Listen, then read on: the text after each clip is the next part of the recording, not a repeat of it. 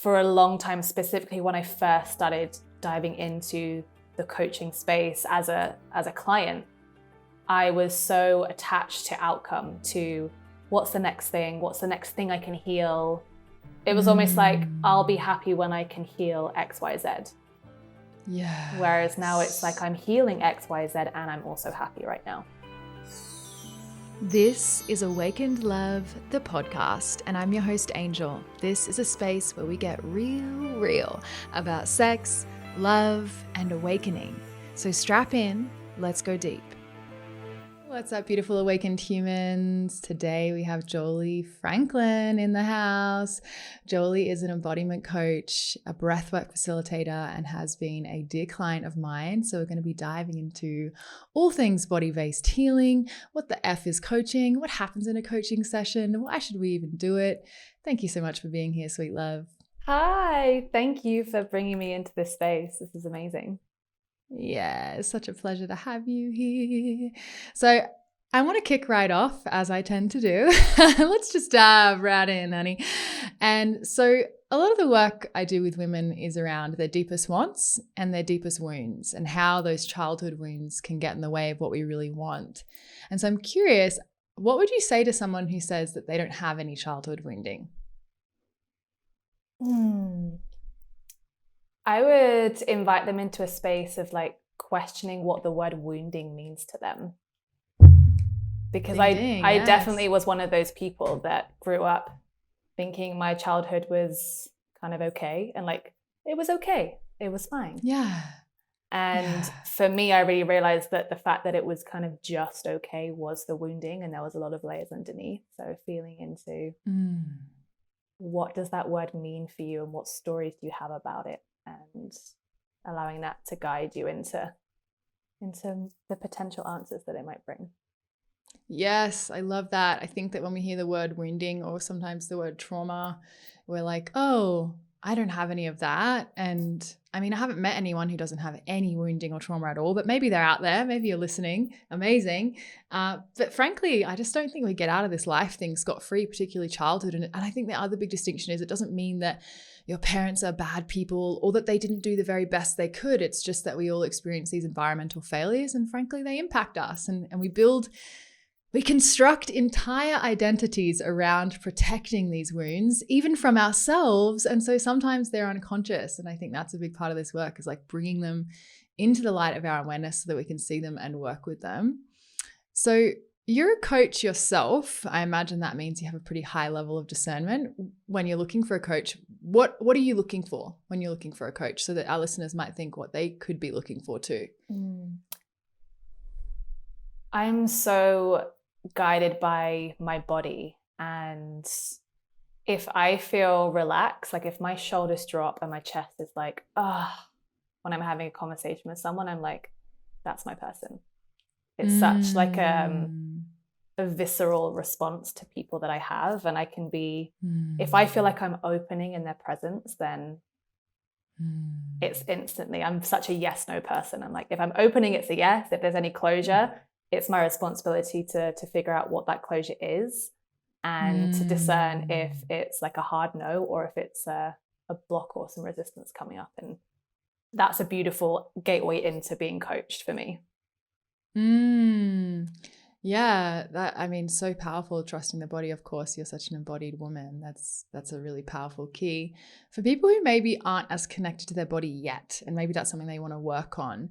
Is there anything you look for? Anything else? Like, what else do you look for in a coach?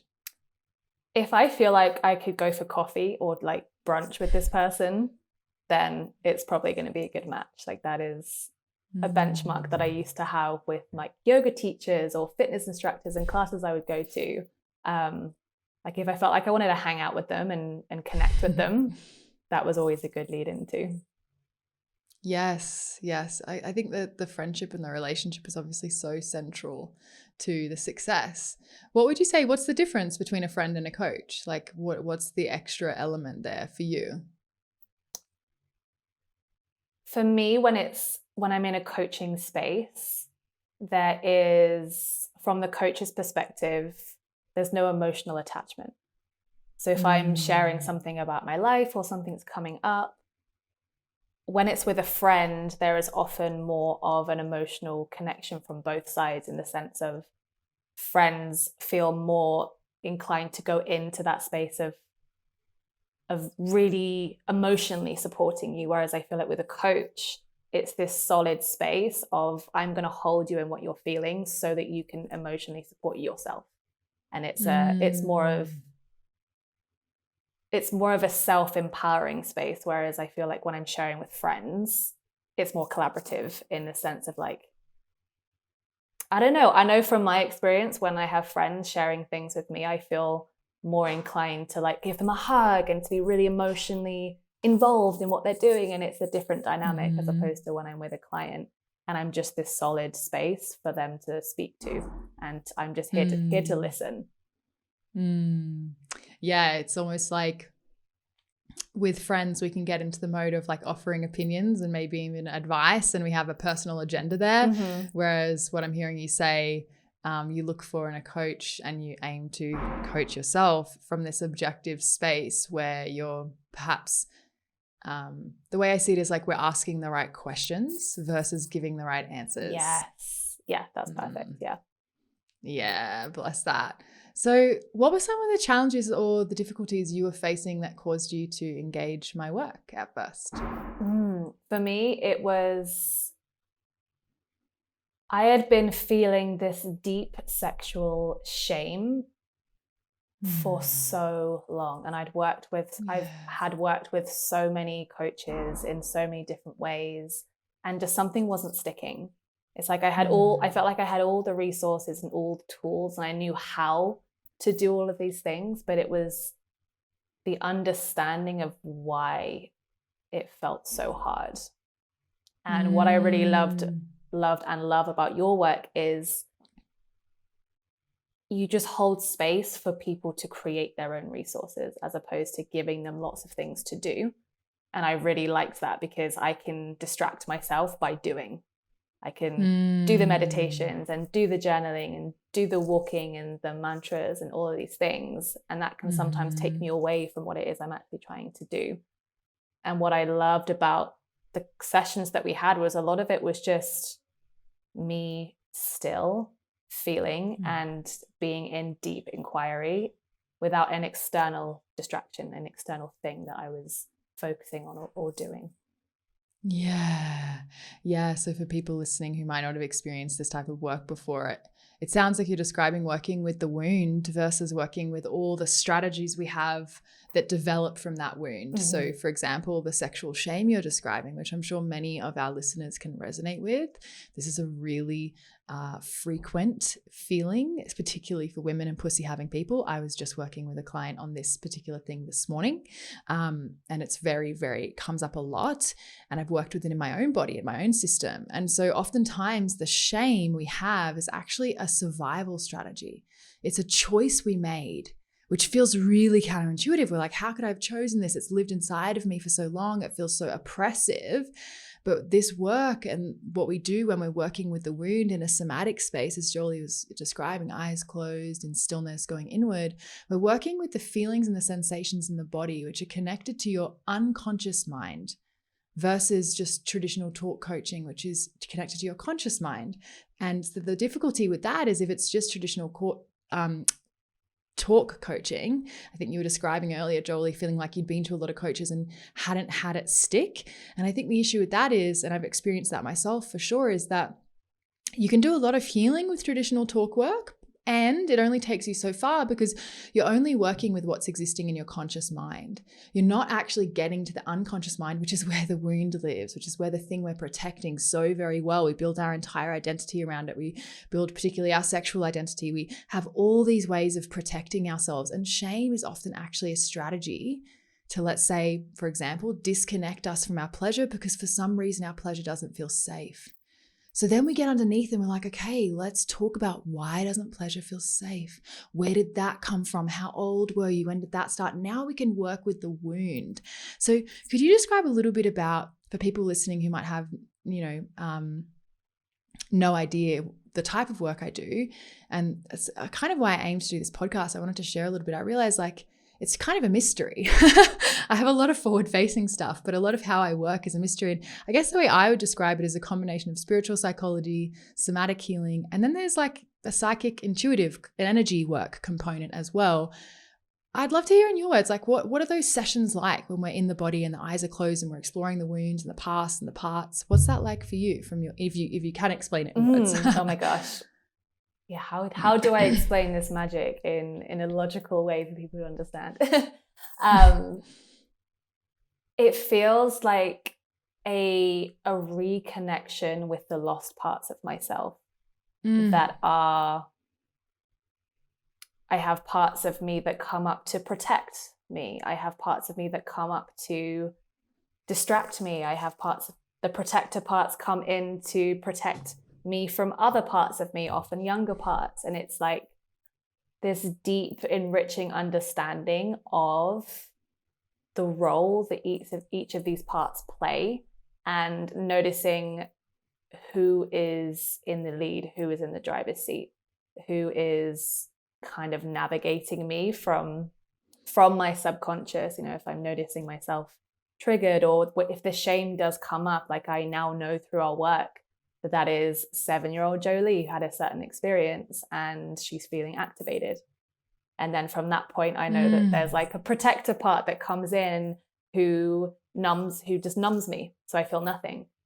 And from the work that we've done, I'm able to identify how they all connect the dots and how they all show up within me as an adult, so that I can give them what they need and then show up in my current self, from my current understanding and my current energy, and to feel really empowered by that, like just that beautiful acceptance of it all. And I feel like that's something that I've really gained from the work that we've done together, is this beautiful acceptance of it all. And that was a deep pathway for me, specifically with shame. Was for such a long time I was trying to heal my shame, I was trying to fix it, I was trying to change it into something else. And you know, I think we spent so many sessions of me just sitting in the feeling, and feeling a bit uncomfortable, but allowing myself to be accepting of that, because it was from that space that the safety came in, and that the deeper layers kind of started to show themselves to me. And then I gained a deeper understanding, which means that, you know, when shame presents itself now, I understand why it's there, and it's no longer an experience, it's more of an observation. And there's a difference between the two, which is such a gift. Such a gift. Yeah, so beautiful, my love. My heart is so warm hearing you describe that. And yeah, that's really the work. That's my aim in these spaces, is to support you in reconnecting with the most disconnected and isolated parts of your psyche and soul, because we're in a world and a society that culturally indoctrinates us to separate, fragment, and suppress any aspect of us that we believe loses us love or connection, usually belonging, these types of things, safety. Although when we disconnect from these parts, they don't go anywhere. We just drive them into our unconscious, where they rule us more, and they come up in our lives again and again, wreaking havoc with these behaviors or these situations that we're like, why do I keep doing this thing? Or why does this thing keep happening in my life? And we're usually trying to treat it at the symptom level, the behavior, the strategy, as you were talking about, I'm trying to get rid of the shame, let's say the sexual shame, trying to fix that, instead of, what's the wound underneath? Why did you consciously choose the shame as a survival strategy? And how can we actually meet the part that made that choice and find some acceptance and some gratitude that, wow, this 7-year-old Joley, like, oh my gosh, she's worked so hard to keep you alive, and here you are, you've made it. And then, as you said so beautifully, empowering those other parts of you to step forward and take on the role of managing your sexuality and managing your relationships. Because most of us, unless we've done this work, have a wounded inner little boy or girl or gender non-conforming being running our sex life and our love life. And that is just no place for an inner child to be doing that, and it wreaks havoc. And the inner child usually doesn't want to do that. It's taken on this part because it thinks it has to. And so it's so beautiful, as you just really lovely described that, to reconnect with all these parts. That's what integration is. It's a word that's thrown around all the time. Like, what the fuck does integration actually mean? It's turning towards the darkest, most difficult, most uncomfortable aspects of our psyche, And through a process that, as you say, sometimes you got to sit with it. Sometimes it takes time. It's not always fun, fast, or easy. Sometimes it happens really instantly. And we had a few of those sessions too, where it's like an instant click in and connection.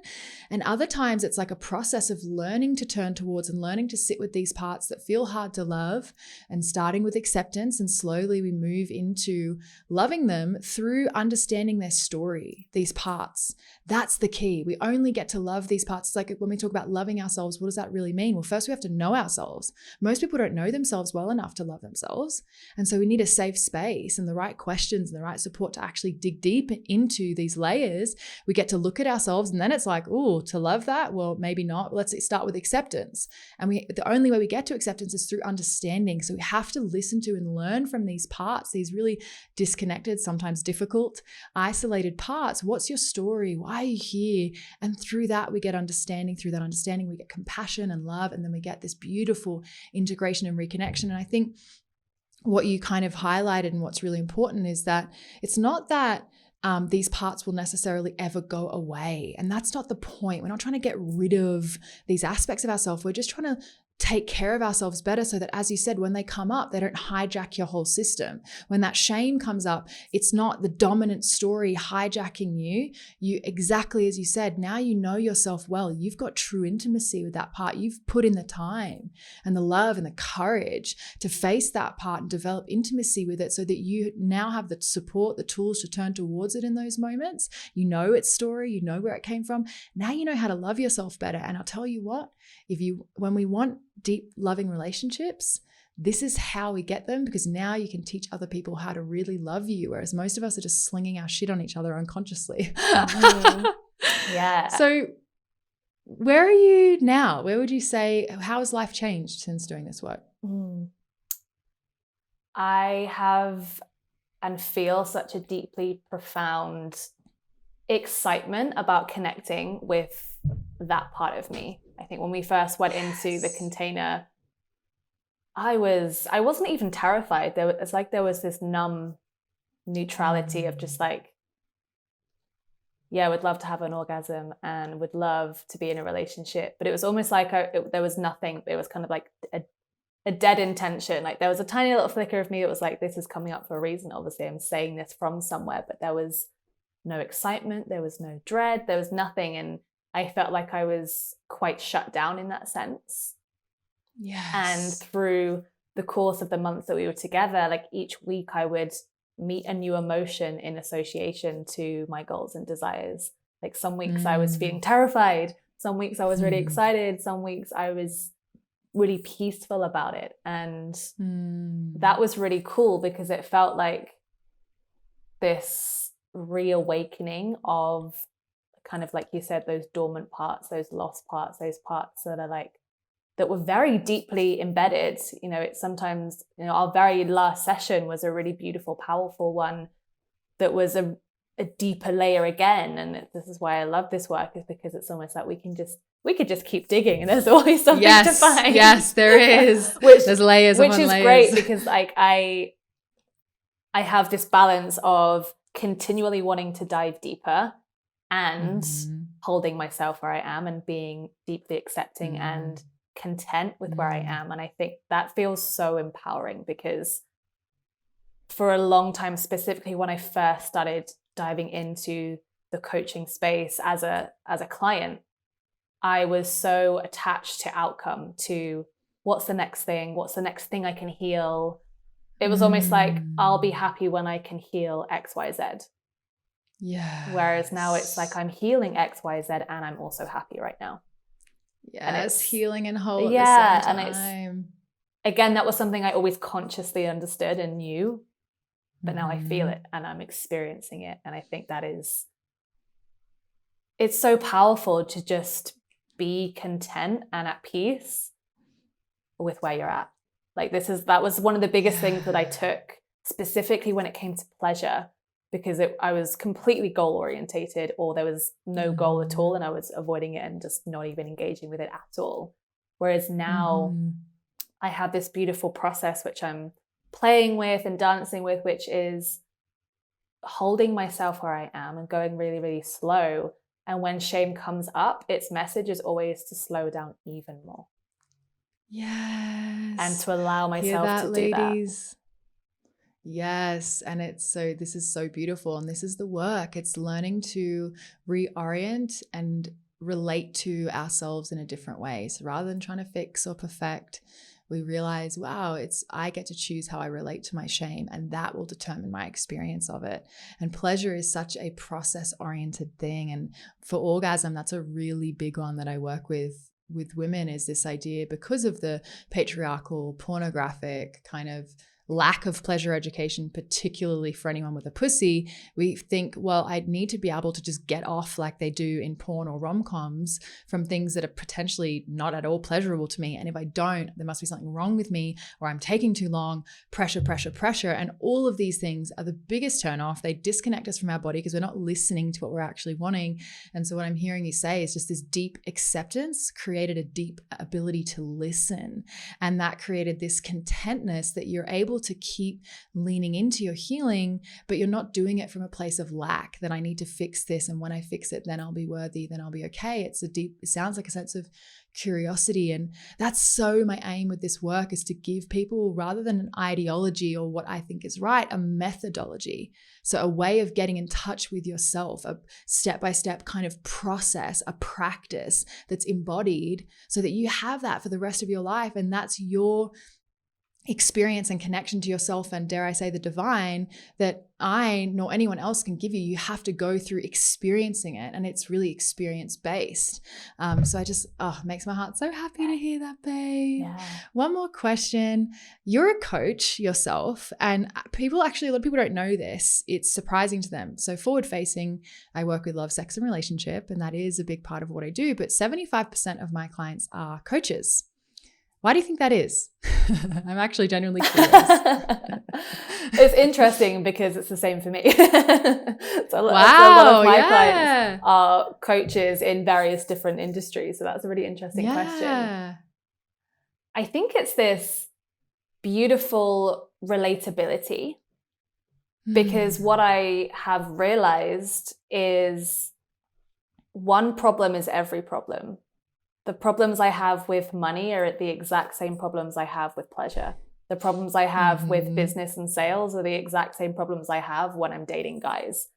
It's all the root and the foundation is always the same. And I think it's really powerful to be coached by a coach and to kind of have that similar energy, because it reflects back at you that which you are. And for me, it's also really important to be coached by someone who has their own support too. Like that's for me, when I'm looking at hiring someone, like that's a non-negotiable. I want to know that that person is deeply supported, because that's going to help me. They're going to be able to support me even more. So it's like this beautiful domino effect. Doing the work. Yeah, this beautiful domino effect. Be doing the work. Yeah. So I think, that's what I feel like. It's this beautiful, it's this mirror. I find that it's like the most powerful mirror that there is, to be in that space and to be coached by a coach and to have this beautiful balance and exchange between the two. Yeah, I love that point. It is so important to have a coach that's in the work, that's walking their talk. So important. And you can feel it, right? You can really, really feel that in someone's system. And I love that you brought up this idea that it's always all connected, what's happening in money and sex. And it's because what we were talking about earlier, it's the wound. So all the strategies for most people, and I've been doing this work a pretty long time, it usually comes down to a handful of wounds that we experienced in childhood, and we've developed entire identities and strategies around them. So absolutely all the strategies and behaviors, the problem or the challenge spots are connected to these same wounds. And it's so powerful to get in touch and address the wound, address the root. So powerful. So thank you so much for being here, my love. Just one more question. Yeah, where are you at now? How are you thriving? How's your life changed since working together? I am currently in this beautiful space of not needing to know how things are going to pan out, how things are going to work.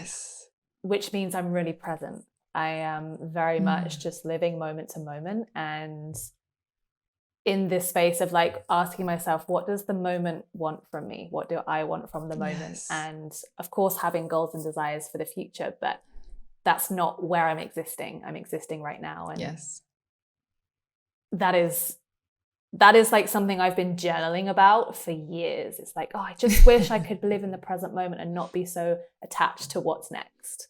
To declare what I want to the universe. And like a phrase that I keep using is like, I am open to the universe surprising and delighting me in the most mysterious and magical ways. And I just say it over and over and over and over. And it's just so much fun. Like life is fun. Life is a playground, and like I'm playing in it. Absolutely. And I would say, when we first met, you were still living in London and had, a few attachments from the old life that you were shedding skins of. And now you live in Sayulita in Mexico. You're about to go on retreat in Costa Rica, I think, next week. You've got your working for yourself, your thriving coaching business, like living the dream, chica. So I just want to highlight that, like the bravery and the courage, I think, that you had to take those steps to create the structures you needed to create in order to be able to step into this life. And then to stay, I think what you're talking about is the base of that ability to be present and really live for the moment has allowed you, I imagine, to step into this new formation of life. Yeah, massively. Yeah. Well, I'm so happy for you, babe. Working with you has been such a pleasure, a soul-nourishing pleasure. I know that you are a coach. You're an incredible breathwork facilitator. So if those listening want to connect with you and your work more, where can they find you? Yeah. So I am most active on Instagram. That's my favorite platform to hang out on. So you can find me at _I am Joley, and that's Joely. And also at embodiedlifecoaching.co.uk if you want to read my blog, learn more about me. And if you're not on social media, that's also a way too. Yay. Thank you for being here, Queen. Thank you. This is amazing. Yeah. See you soon. Thanks, love. That's it for today, Awakened One. And just a quick thank you from me. Thank you for gifting us with your most precious resource, your time and attention, so that we can make this world a more awakened place. And if we're not friends on Instagram yet, then we absolutely should be. So come on over and say hello at Angelika Alana, and I'll see you there and see you next week.